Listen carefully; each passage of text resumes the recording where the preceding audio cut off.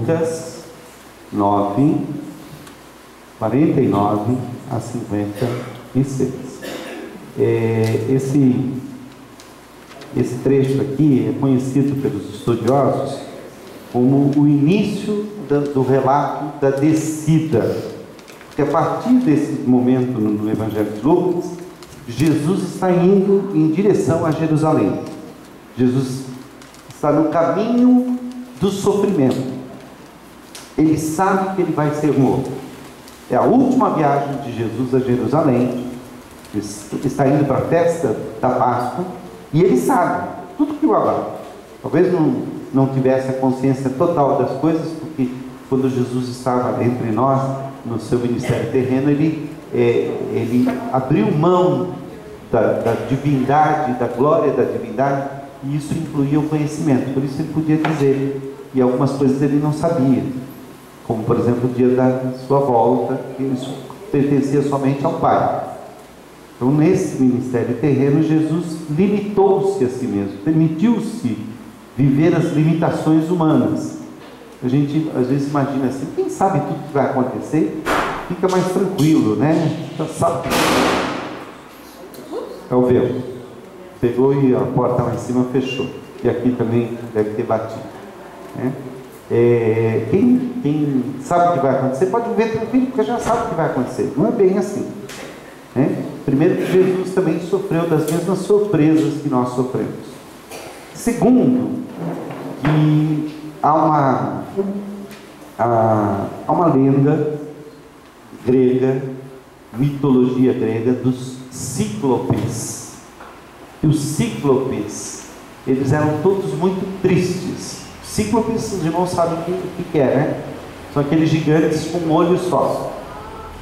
Aquele gigante que tem um olho só no centro, né? Na verdade é aqui, não é na testa, é um olho só. E a lenda diz que eles fizeram um trato com um dos deuses, eu tenho a impressão que foi com Hades, que é o deus da morte, o deus do inferno, que é quem governa o mundo inferior, que eles dariam um olho em troca da capacidade de ver o futuro.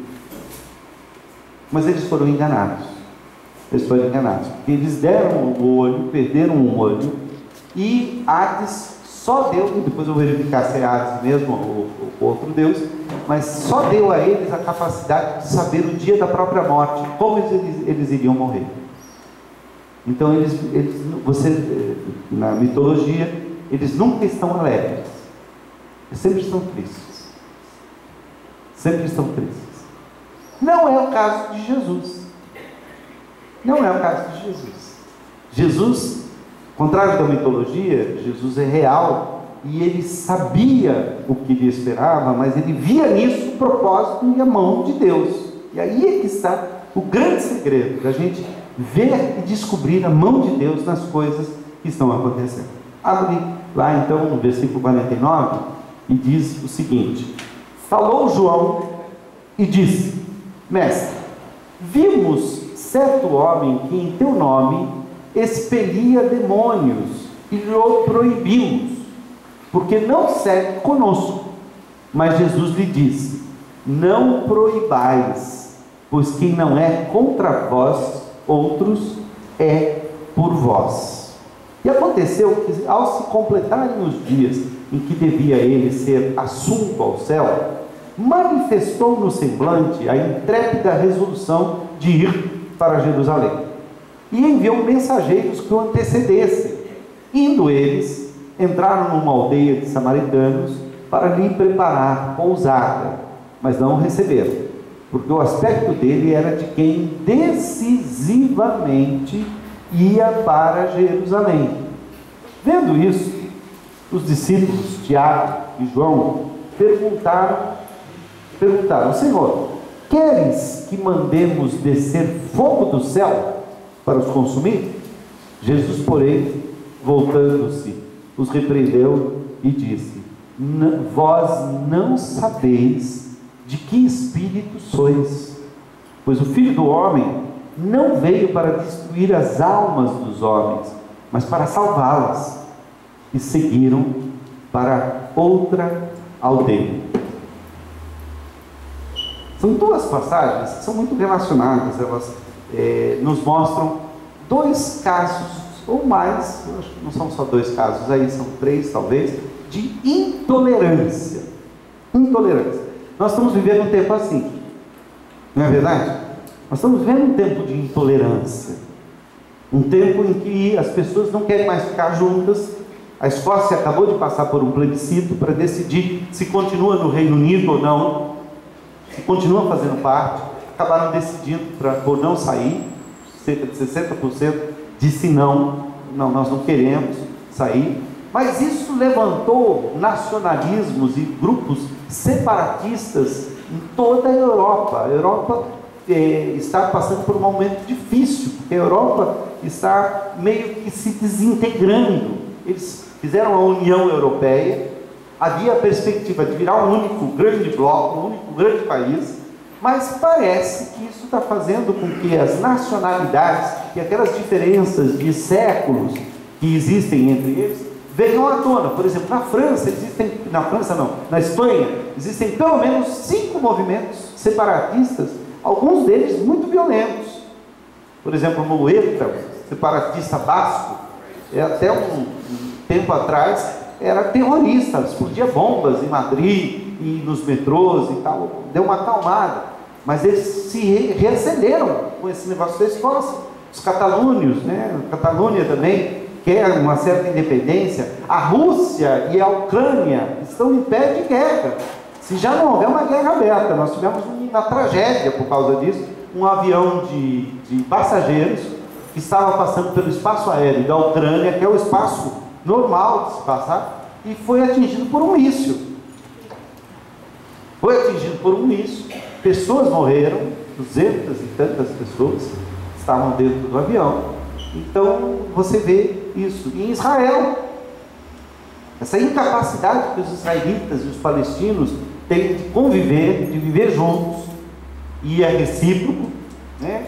A gente tem uma certa simpatia por Israel, lemos tanto o povo de Deus, da Bíblia e tal, mas nós temos que entender todo e qualquer povo, toda e qualquer pessoa que age contra a vontade de Deus, nós devemos repreender o erro sem desprezar as pessoas, sem criar preconceito. Mas a gente não pode concordar com certas coisas que às vezes Israel faz, e muitas vezes os palestinos também fazem, principalmente aqueles malucos que são os integrantes desses grupos jihadistas, esses grupos radicais islâmicos, são chamados de jihadistas por causa da jihad. A jihad é guerra santa. Então existem vários grupos. Hoje nós temos aí o Estado Islâmico, que está tomando conta do norte da Síria e do norte do Iraque. Eles são sanguinários, eles decapitaram aí 2 jornalistas, mas isso foi diante da televisão. Longe, 3, já o terceiro, longe da televisão, eles decapitam crianças, por serem cristãs, por serem filhos de cristãos.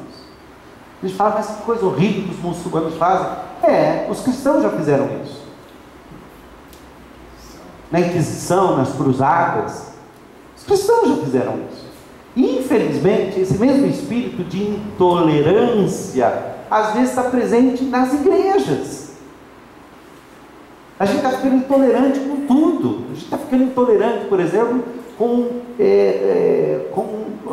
pessoas que, por causa até da impunidade e tal, já aconteceu várias vezes de ladrões, jovens, adolescentes, que foram pegos pela multidão. Houve casos de quase linchamento. Houve um caso especialmente de linchamento, e ainda por cima era um erro, era um engano, confundiram a mulher. Mesmo que não tivesse confundido, ninguém tem o direito de matar uma pessoa simplesmente porque acha que aquela pessoa fez bruxaria ou fez alguma coisa. Os irmãos se lembram de tudo isso que eu estou falando, não é nada novidade para os irmãos. Tudo que eu estou falando aqui, os irmãos sabem do que é. O espírito da nossa época é um espírito de desunião, mas um espírito de intolerância. Por exemplo, nós estamos aí num problema muito sério, porque com respeito à questão homossexual, a questão da homoafetividade, ou a questão das divergências, né, sexuais, de gênero e coisas assim, nós estamos aí quase que numa guerra aberta, porque nós fomos intolerantes durante muito tempo, embora nós não concordemos com o que se faz. No entanto, nós devemos amar as pessoas. Mas infelizmente nós cristãos, e os cristãos evangélicos, foram intolerantes durante tanto tempo, e agora a intolerância se virou contra nós, porque estes grupos se fortaleceram. Alguns são claramente, querem caber de briga, alguns que realmente estão querendo lá ter o direito de fazer o que querem e tal. Esse direito foi dado por Deus, cada um vai ter que prestar conta de si mesmo a Deus, mas a intolerância agora virou dos dois lados. Virou dos dois lados. Intolerância racial está aumentando. Meu Deus do céu, de novo, isso é coisa de quantos anos atrás? 1962, quando eu nasci. Era o tempo em que os negros norte-americanos estavam lutando por direito civil, por direito de sentar no ônibus. Sentar no ônibus, eles não tinham direito, não tinham esse direito. Quem se julga com autoridade para proibir alguém de sentar? Vocês imaginam? Este é o espírito dessa época. Parece que os discípulos de Jesus também estavam imbuídos do mesmo espírito, né? João, e é João que é interessante, porque João é considerado o apóstolo do amor, né? Mais lá na frente, depois que a idade chegou, ele ficou mais branco. Mas quando ele era jovem, ele era do fogo, ele era terrível.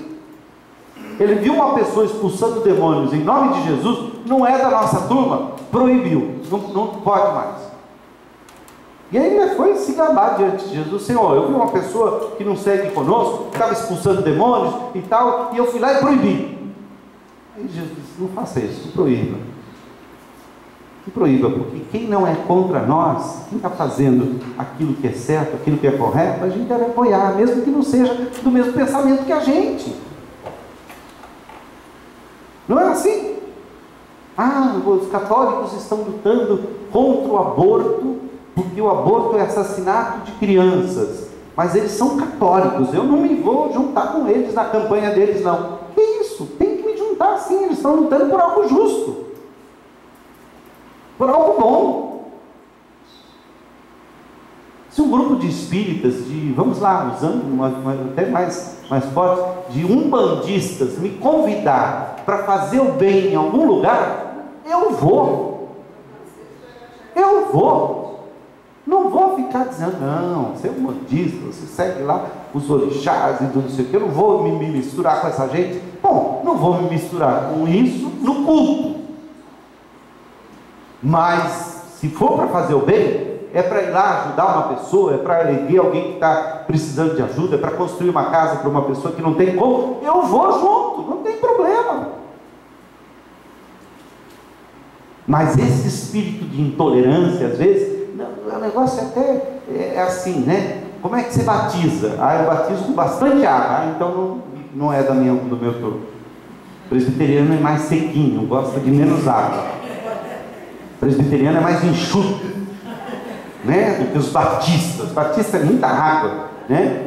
Tanto é que quando um presbiteriano vai para uma igreja batista, eles querem batizar de novo, porque acham que a água foi boa. E eu já vi presbiteriano aqui dizendo: então quando vier de lá, a gente vai ter que enxugar. Pois é, eu sei como é que é. O que é isso? É espírito de intolerância. No segundo caso aqui, nós percebemos o seguinte: Jesus demonstrou a intrépida resolução de ir a Jerusalém.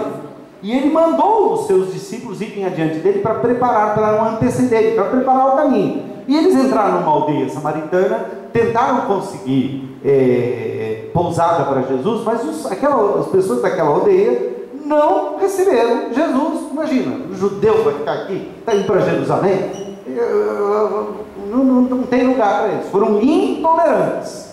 Pois bem, João e Tiago, os dois irmãos, filhos de Zebedeu, eu já vi gente falando assim, aqueles filhos do Zebedeu lá, que eram fogo, né? Os filhos de Zebedeu, que são João e Tiago, chegaram para Jesus: Senhor, eles deviam estar com o olho assim brilhando, assim, escorrendo sangue pela boca, dizendo assim: Senhor, eles não quiseram te receber, então, podemos mandar descer fogo do céu, como fez Elias. Eles eram batizados como Jesus chamava eles de trovões. Eles receberam o nome de Boanerges, que significa filhos do trovão. São os esquentadinhos aí, os estouradinhos aí, aqueles que qualquer coisinha, bum, explode, né? Você sabe, Pedro tinha também isso, né? Pedro leva fogo, mas o Tiago e o João também eram fogo. Aliás, queriam descer fogo do céu. A gente costuma dizer, tem gente que é vidrinho, tem gente que parece, fio desencapado. Já ouviram isso? Fulano é fio desencapado, não pode encostar que dá choque, né? E Jesus vira para eles e diz assim: não sabeis de que espírito sois. E eu quero perguntar para vocês: vocês sabem de que espírito vocês são? Será que nós sabemos de que espírito nós somos? A palavra espírito aqui, na verdade, não significa o Espírito de Deus. Nesse caso aqui, espírito significa ânimo, disposição. A palavra espírito, ela tem esse sentido de sopro, né? Algo, isso é espírito, né? É a palavra pneuma. Pneuma em grego significa aquilo que faz o ar se movimentar. Daí que vem o termo de pneu, porque o pneu é cheio de ar, tá? Pneuma é a palavra espírito.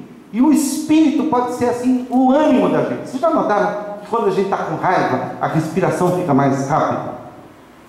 Quando a gente está ansioso ou angustiado, a respiração fica difícil, assim, não é? Quando a gente está alegre, a respiração muda. Quando a gente está tranquilo, a gente respira suavemente. Esses dias atrás eu estava muito agitado, a gente começou a fazer exercícios físicos, mexeu um pouco com o meu metabolismo, eu comecei a sentir um pouco de dor de cabeça e tal. Falei: será que estou tomando meus remédios de pressão normalmente? Será que a minha pressão subiu? Eu tenho um aparelho em casa, coloquei, medi a pressão, estava lá em cima, tinha subido, mesmo tomando remédio. 14/9, alguma coisa assim, 14,5/9. Está um pouco alto. Estou indo ao médico essa semana para fazer uma revisão dos meus remédios e tal, e com esses exercícios eu espero melhorar a questão da pressão. Pois bem, eu medi a pressão, falei: está um pouco alto. Você quer saber? Sentei ali, pus o aparelho e fiquei.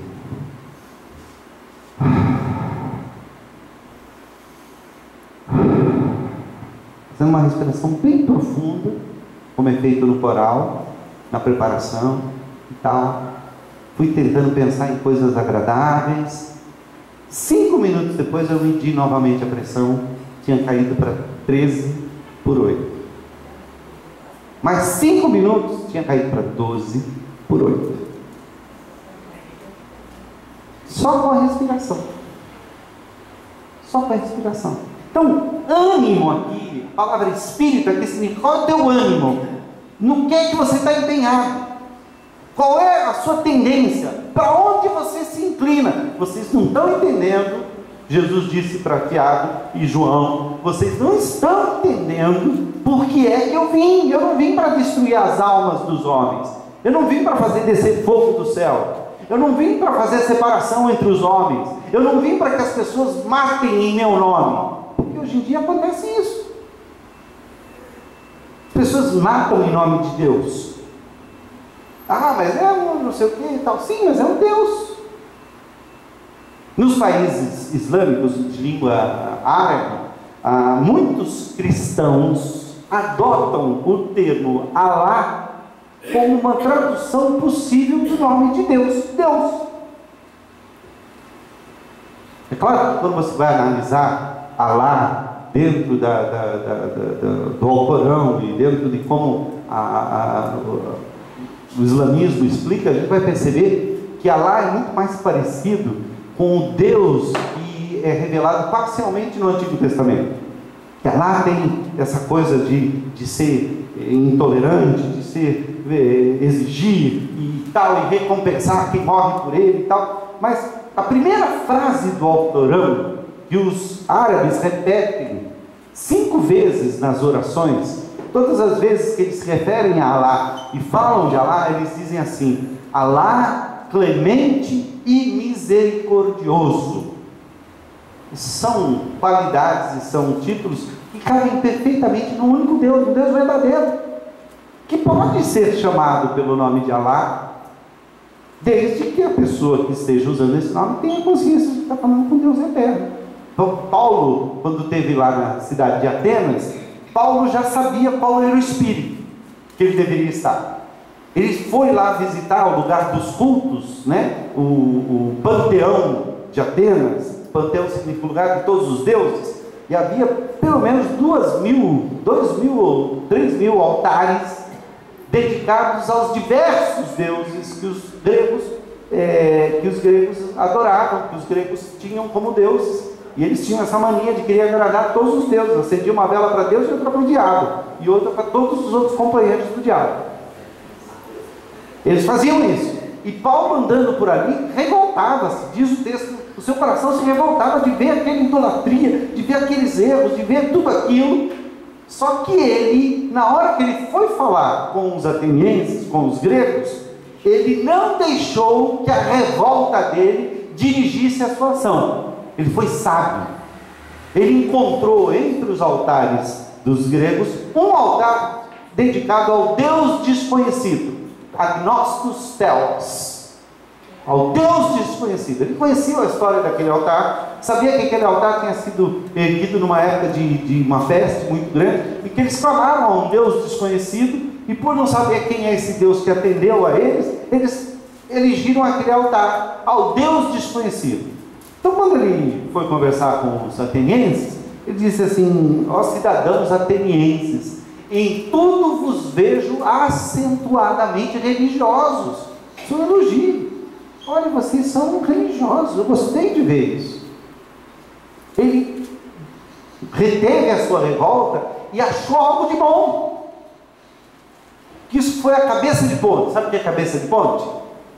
Cabeça de ponte é um termo militar. É quando você precisa construir uma ponte, mas você tem que fazer um apoio do outro lado para que a ponte, senão não dá para construir a ponte. Então você tem que fazer uma cabeça de ponte para poder construir a ponte. Paulo usou isso como uma cabeça de ponte. Ele disse: eu estou vendo que vocês são muito religiosos, e olha, eu encontrei um altar dentre os vossos altares dedicado ao Deus desconhecido.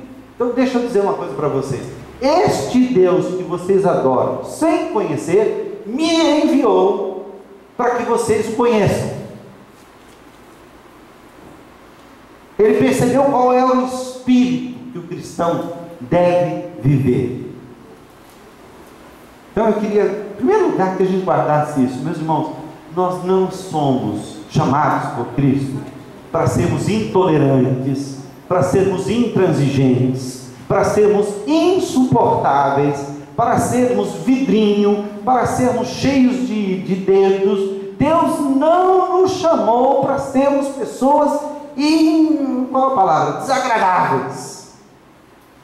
Deus não nos chamou, desculpe a expressão, é um pouco feia, mas eu vou usar, não nos chamou para termos o espírito de porco, né? De pouco espinho. Sabe o que é espírito de porco? Aquela pessoa que sempre tem uma palavra ruim para dar, sempre tem aquela coisa, sempre faz uma crítica. Eu pude experimentar isso, não vou nem entrar em muitos detalhes. Nessas minhas férias, eu encontrei uma pessoa que numa frase me deixou irritado. Me deixou irritado com uma frase, porque eu sabia o que tinha por detrás daquela frase, o que tudo aquilo significava. Ela disse uma frase assim, aparentemente inocente, mas aquilo me deixou tão irritado, que eu falava: oh, espírito de porco, meu Deus do céu. Já encontrou uma pessoa assim? Você chega bem e tal, numa palavra ela te deixa com raiva. Você percebe quanta maldade tem, quanto veneno escorrendo pela boca, quanta coisa. Eu já encontrei algumas pessoas assim, filhos de Belial, a Bíblia chama, filhos de Belial. Lá em Provérbios capítulo 6, fala qual é a atitude dos filhos de Belial. Ele espreita com os olhos, ele faz sinal com as mãos, ele faz tudo por debaixo do pano, ele não sei o que, ele diz uma coisa para um e para outro ele diz uma coisa diferente, ele faz intriga, ele cria problemas entre os irmãos, ele consegue separar o casal, ele joga desconfiança. Os irmãos já leram aqui Agatha Christie? Quem já leu Agatha Christie? Algum livro de Agatha Christie? Fantástico, né? A Bia quase leu todos, né? Ela tem mais de 100 livros escritos, né? Ela é uma escritora extraordinária, era, né? Já faleceu, e ela escreveu muitos livros de suspense, livros livros policiais, né? De detetive, dessas coisas. E tem um livro, eu não vou estragar o livro, quem não leu ainda, chamado Cai o Pano, que é a última história do detetive que ela criou, Hercule Poirot. Está voltando, exato. Né? A última história que ela escreveu, onde ele morre. Mas não tem problema você saber, porque isso não é segredo no livro. O segredo é o que acontece, e isso não vou contar. Mas o problema que ele estava tentando resolver, o último caso de Hercule Poirot, foi o caso de um assassino que não podia ser pego pela lei. Não podia, mesmo que provasse que ele tivesse culpa. Sabe por quê? Porque ele tinha, pois é, isso a gente não pode, né? Porque esse assassino tinha a capacidade de fazer outro cometer o crime por ele. Ele diz assim: eu estou perseguindo esse assassino há muitos anos já, e eu descobri, eu ainda não sei quem é, mas eu estou atrás das pistas, eu vou descobrir quem ele é. E o livro todo é tentando descobrir quem é esse assassino, numa mansão onde vá muitas pessoas, e quase morre um, quase morre outro, e ele vai percebendo que essas pessoas quase foram assassinadas por outras pessoas que em outras circunstâncias não assassinariam, não cometeriam esse crime. Mas o que esse espírito de porco que estava junto lá fazia? Ele ia descobrindo as fraquezas e tal, e na hora certa, no momento certo, ele dava aquela palavra que fazia e tinha como consequência a pessoa matar alguém. E ele já tinha matado muita gente assim. Era uma diversão para ele manipular as pessoas, para que as pessoas pudessem matar em nome dele. E ele se sentia muito poderoso com isso. Por que eu estou contando isso? É um romance, claro, mas como isso é verdadeiro, meus irmãos? Isso é verdadeiro. E olha, há cristãos que são insuportáveis. Não há? Há cristãos que muitas vezes não conseguem ver nada de bom, só vê defeito. Lembra que Levino chama essa gente de fiscais de obras prontas. Eles chegam depois que todo mundo parou de trabalhar para criticar quem trabalhou. E chegam, olha, na hora do trabalho, na hora que eu estava na mão na massa, sempre não estava lá. Mas depois que todo mundo terminou, ele chega, olha, está bem feito isso aí, não. Devia ter feito desse jeito, devia ter feito daquele jeito. Isso aqui está errado. A gente vai ficando feliz com um jeito assim. Será que nós sabemos de que espírito nós somos? Qual é o espírito que nós devemos ser? E aí eu quero encerrar dizendo que Jesus tinha o espírito de alguém que quer fazer o bem em qualquer circunstância. Ele tinha aquele espírito, diz a Bíblia, que ele era manso e humilde de coração. O Espírito de Jesus, não o Espírito Santo, mas esse ânimo, essa disposição de Jesus era para abençoar. Então, nós estávamos conversando, eu e a Bia, sobre uma entrevista que ocorreu esses dias, e alguém perguntou a um pastor se houvesse homossexuais na época de Jesus. Claro que havia, né? Claro que havia, mas o repórter fez isso. Qual seria a atitude de Jesus? por causa justamente de toda essa polêmica, né? E esse pastor respondeu da seguinte forma: olha, primeiro, pode ter certeza que havia. E o que Jesus faria? Nada. Ele as acolheria, ele as abriria a porta, ele estaria de coração aberto para salvá-las, para levá-las para junto de si. O que eu tenho que fazer? Ah, pastor, minha filha está namorando uma pessoa que ele está. Você pode aconselhar, você pode tentar proibir, você pode fazer um monte de coisa, mas chega uma hora que não tem mais o que fazer. Se você continuar, você vai perder a filha. E a gente, muitas vezes, por conta de intolerância, a gente não ganha as pessoas, a gente perde as pessoas. Esses dias atrás eu conversei com um pai, eu não sei qual é o caso, mas eu desconfiei.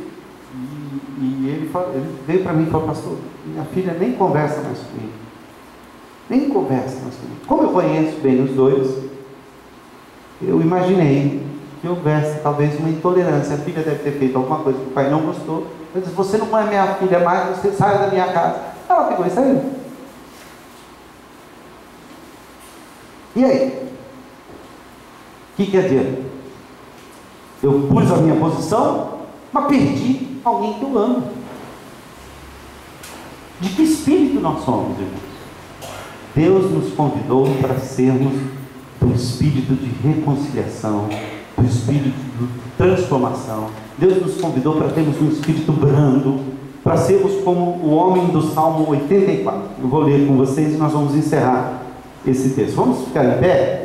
Salmo de número 84, que diz assim: quão amáveis são os teus tabernáculos, Senhor dos exércitos. A minha alma suspira e desfalece pelos atos do Senhor. Quer dizer, alguém dizendo assim: Senhor, como é bom estar com o teu povo, como é bom estar na casa do Senhor. Olha só, Salmo 84, vamos ler juntos? Quão amáveis são os teus tabernáculos, Senhor dos exércitos. A minha alma suspira e desfalece pelos atos do Senhor. O meu coração e a minha carne exultam pelo Deus vivo. O pardal encontrou casa e a andorinha ninho para si, onde acolhe os seus filhotes. Eu, os teus altares, Senhor dos exércitos, Rei meu e Deus meu. Agora, olha o homem que Deus quer que nós sejamos, a mulher que Deus quer que nós sejamos.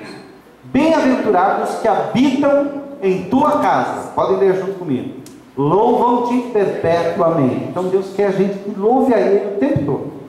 Bem-aventurado o homem cuja força está em ti, em cujo coração se encontram os caminhos aplanados. No seu coração, os caminhos estão aplanados?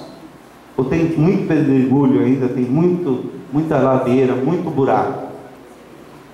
O qual, passando pelo vale árido, faz dele um manancial. Quer dizer, onde a gente passa tem que brotar coisas boas, água, né? Onde ele passa no vale árido, ao invés de reclamar que o vale está árido, nasce uma fonte, por causa dele, ou por causa dela. O qual, passando pelo vale árido, faz dele um manancial de bênçãos, o cobre a primeira chuva. Vão indo de força em força, cada um deles aparece diante de Deus em Sião. Nós somos desse espírito, meus irmãos. Nós estamos indo na direção de Deus, nós estamos querendo comparecer diante de Deus em Sião. Nosso coração está numa pátria que não é nossa. Nós temos que estar animados para continuar nisso. Onde a gente pisa tem que nascer uma fonte de água. A gente tem que ter o coração aplanado. A gente tem que ter o coração apaciguado. Não podemos guardar ódio, não podemos guardar ressentimento no nosso coração.